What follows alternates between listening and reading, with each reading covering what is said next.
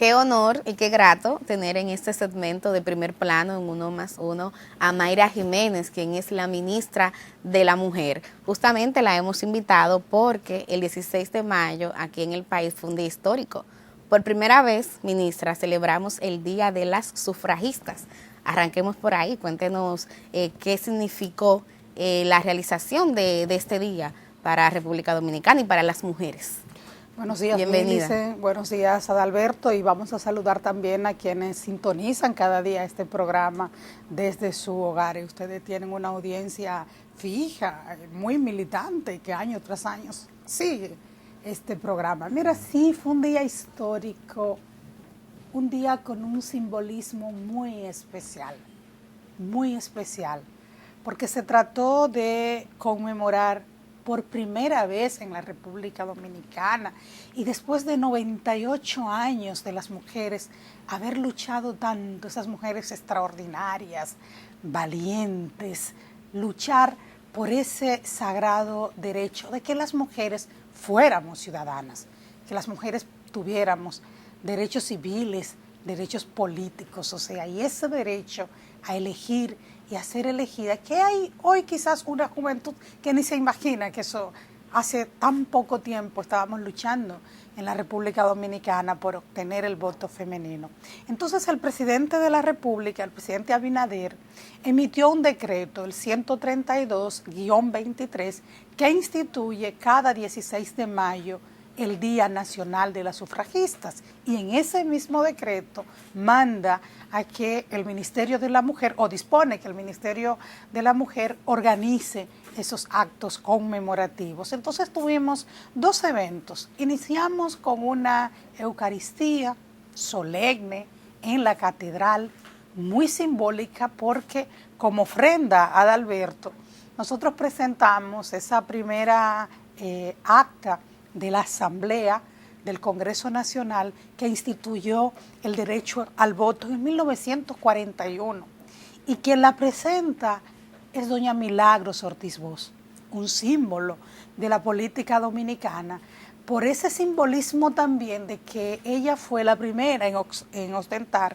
el cargo más alto de elección popular en el país, la vicepresidencia. Y seguimos entonces ofrendando la Constitución de 1942, y lo hicieron dos magistradas de las altas cortes del país.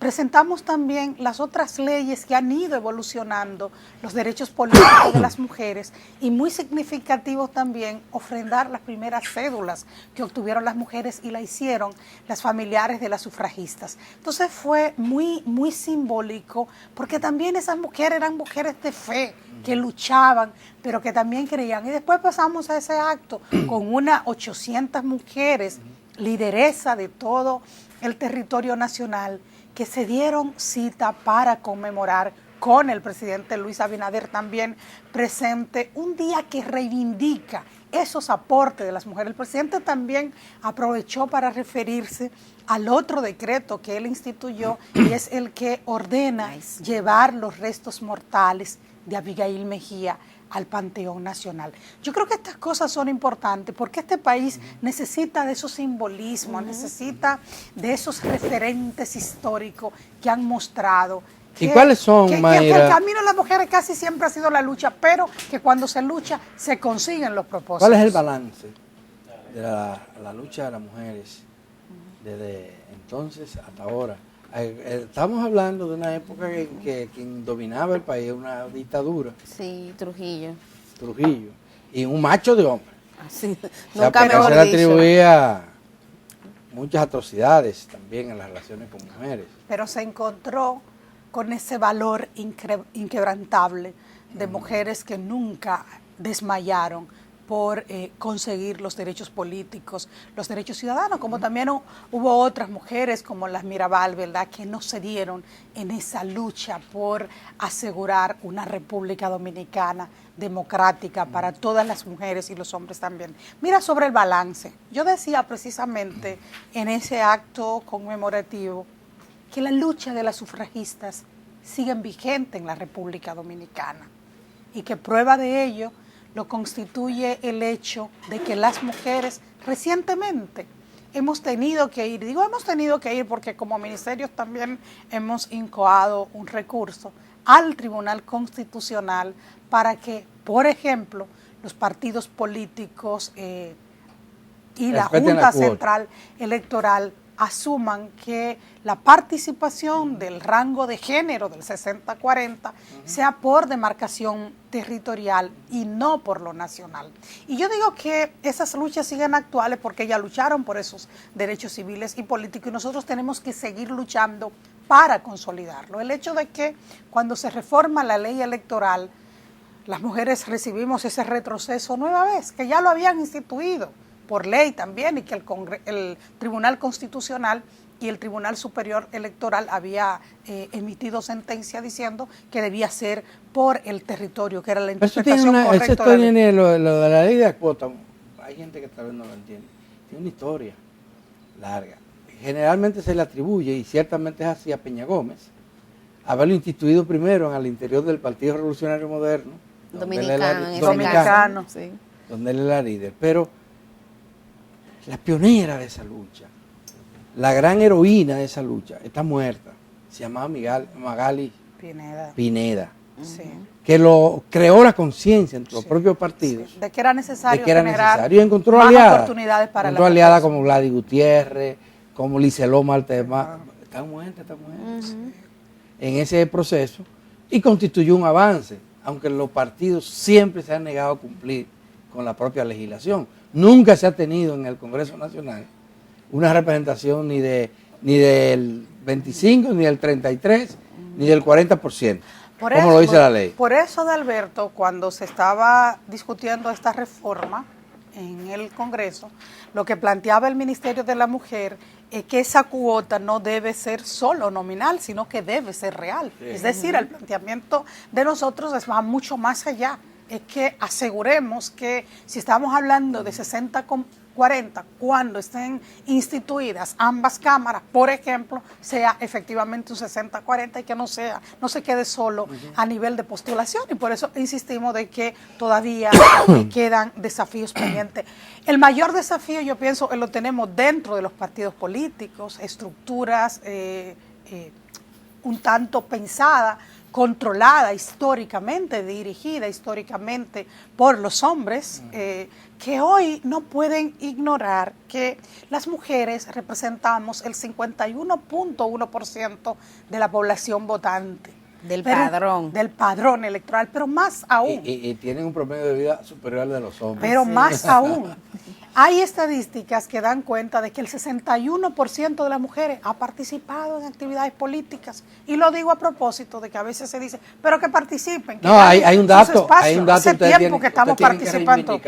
Hace tiempo que no le estamos ganando. Hay un dato que es interesante, la participación política de las mujeres, que fue en las elecciones, cuando teníamos los colegios cerrados, que las mujeres votaban más separados de los hombres. Y resulta que el 53% de los votos eran de mujeres.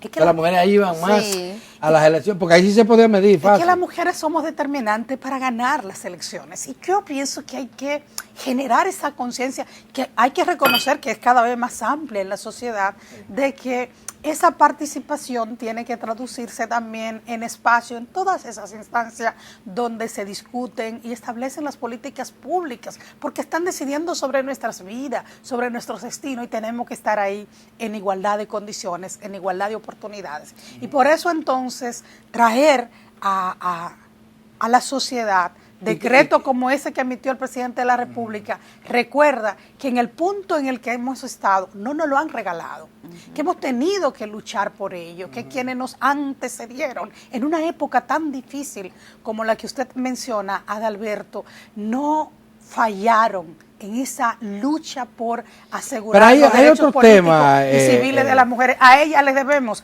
seguir avanzando. Hay otro tema que tiene que ver con esto también. Muchas de las mujeres que han dedicado parte de su vida a luchar por sus derechos y por los derechos colectivos del género, no participan en la militancia partidaria. Por múltiples razones, como lo hacen muchos otros, lo hacen hombres también, Y eso pues es un lema, porque los partidos no quieren llevar a nadie que no sea incondicional al partido, en sus boletas. Le cuesta mucho hacer eso. Solamente lo llevan cuando se ven obligados a hacer pacto. Sí. Y ese es otro tema. Mira, en estos días estábamos hablando del tema del cierre de la brecha digital en una de las acciones del Ministerio de la Mujer. Y yo decía, yo creo que las mujeres tenemos que hackear los partidos políticos. Yo creo que hay que participar en esos espacios y también creo que es importante reconocer que los partidos son instituciones muy importantes de la democracia como tal. Y muchas veces también el no participar en la política partidaria, que es un derecho que se tiene porque hay otros espacios también desde donde se participa en la sociedad y las mujeres somos muy activas, por ejemplo, en todo el mundo gremial, en todo lo que tiene que ver con organizaciones de sociedad civil. Las mujeres somos muy militantes cuando se trata de defender los derechos y tenemos ese derecho también de decidir cómo queremos participar, porque a veces se piensa que la participación es solo a nivel de la militancia política partidaria. No. Participar consolidando y construyendo esta democracia que tenemos en la República Dominicana y consolidándola cada vez más se hacen desde diversos espacios. Pero yo comparto el hecho de que hay que ingresar a los partidos, hay que participar en los partidos y hay que estar ahí porque desde ahí se deciden muchas cosas, sobre todo lo que tiene que ver con los espacios. Y a las mujeres nos dicen, no le vamos a regalar el puesto que no lo ganemos, pues no lo ganamos buscando los votos, no lo ganamos trabajando. Yo creo también que en esa mirada de ganar los votos el presidente Luis Abinader le lleva mucha ventaja a los otros candidatos que van a terciar en las elecciones, porque lo cierto es que también tenemos un presidente que está implementando políticas públicas para mejorar la vida de las mujeres. Peña Gómez fue el que introdujo en el comité central del PRD aquello de la cuota, que era un 25, que tenía que haber mínimo un 25%. Que era un demócrata, ahí. Carta cabal. Pero Leonel Fernández ahora acaba de hacer algo parecido con su partido, la Fuerza del Pueblo. Parece que hay algún avance. Mira, me pone ella, Yo creo que cuando se trata de políticas públicas en favor de las mujeres, hay quienes tienen mucho que revisarse. Pero volviendo a Peña Gómez, un referente realmente, hay que recordar ese compromiso con él de garantizar espacio para las mujeres. Pero yo recuerdo también su lucha para garantizar espacio para los trabajadores. La lucha de Peña Gómez para garantizar espacio para los jóvenes. O sea, él creía realmente en que los diferentes segmentos poblacionales necesitaban tener un espacio de representación. Yo los recuerdo decir, yo necesito organizaciones laborales fuertes y organizaciones empresariales fuertes. Él llevó al Congreso para ese equilibrio que se necesita para la gobernanza. A muchos ayuntamientos, a lideresa y líderes sindicales que no necesariamente eran activistas de su partido, o que lo eran, pero no tenían el liderazgo. Eran líderes de la sociedad y Peña Gómez tenía esa capacidad de articular, de sumar, y realmente las mujeres, yo que empecé a militar muy joven siendo apenas una adolescente. Pero tú no eras Peña Gómez cuando eso. Yo inicié en la izquierda y después pasamos al PRD. Pero sí recuerdo de muy joven, en esa lucha interna del partido, cómo las mujeres teníamos en Peña Gómez un gran aliado.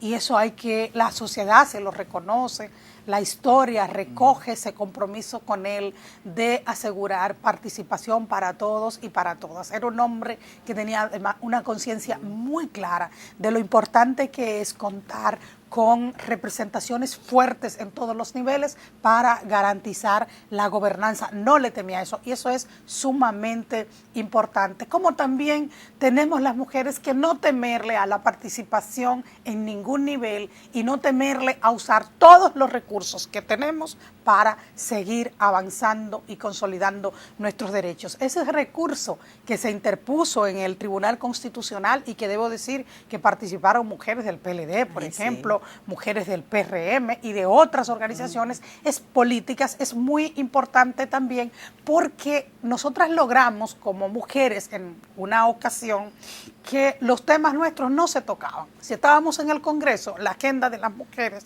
había que respetarla y con la representación que tenemos hoy en día, Adalberto, insuficiente, comparto con ustedes, insuficiente todavía, pero con la contundencia suficiente para poder también de alguna manera influir en la agenda. Y esta sociedad necesita de una agenda en particular del Congreso que permita Mayra la consolidación y el avance de los derechos de las mujeres. Mayra Jiménez, con el permiso suyo vamos a hacer una pausa, pero vamos a seguir conversando con la ministra de la Mujer.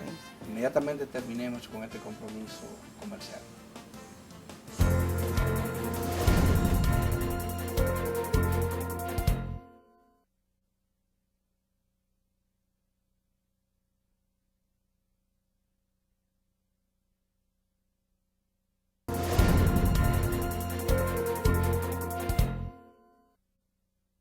Bueno, seguimos aquí conversando con Mayra Jiménez, quien es ministra de la Mujer. En la primera parte comentamos todo lo que hizo el Ministerio de la Mujer a propósito de celebrarse por primera vez el Día de la Sufragista, un acto bellísimo, súper emotivo y contundente, en el que yo también tuve el honor de participar como asistente. Pero en este bloque, ministra, me gustaría incorporar a la conversación otros temas que forman parte de la opinión pública de estos días.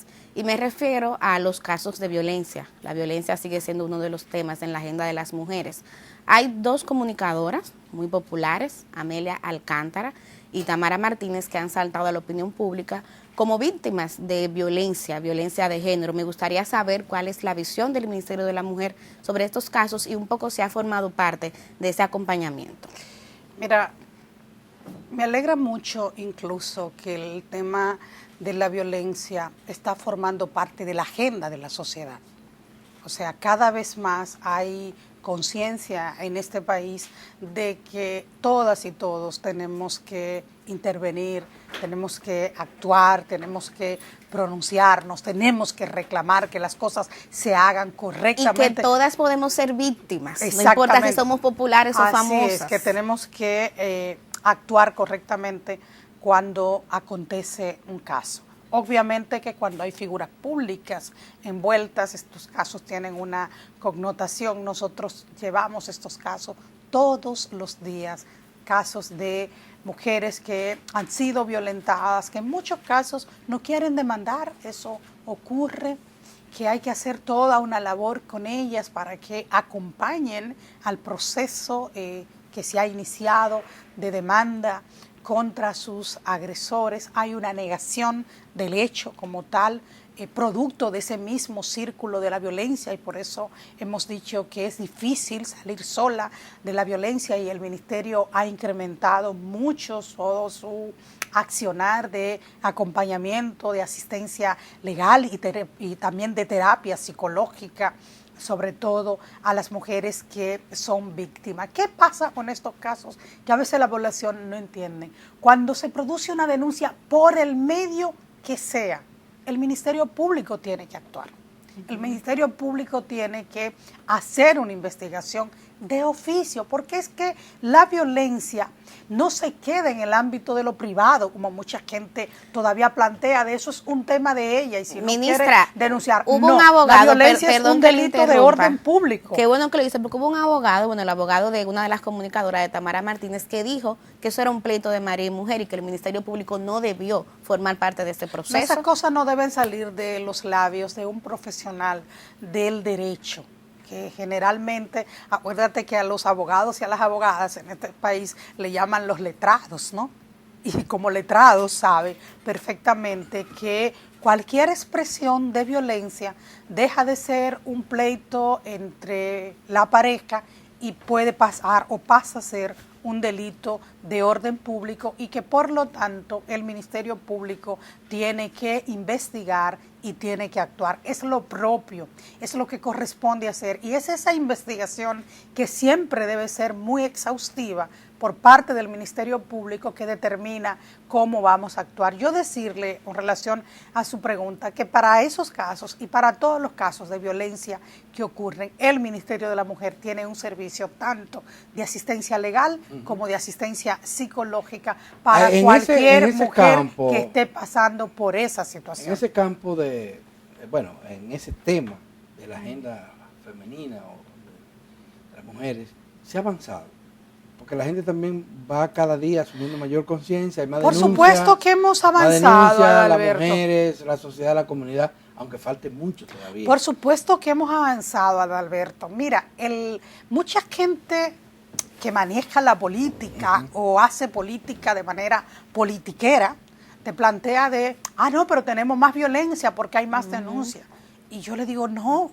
El hecho de que haya más denuncia no quiere decir que haya más violencia. Cuando nosotros llegamos al gobierno, el 68% de las dominicanas había dicho que ha sufrido algún tipo de violencia y eso es alarmante en cualquier país. Claro. Y son justamente esas estadísticas que nos llevan a nosotros inmediatamente como gobierno a elaborar un plan estratégico por una vida libre de violencia con un fuerte componente de prevención, de atención, ampliando los servicios, de reparación o apoyo económico a las mujeres que al tiempo de estar en situación de violencia también están en alta vulnerabilidad social y económica, que nos lleva a la elaboración de una ley integral de violencia que tienen tantos años reclamando la sociedad dominicana y que en el pasado mes de diciembre el presidente de la República envió al Congreso Nacional. Aprovecho para pedirle a mi querido amigo Eduardo Estrella, presidente del Senado, que recuerde que ese proyecto de ley está ahí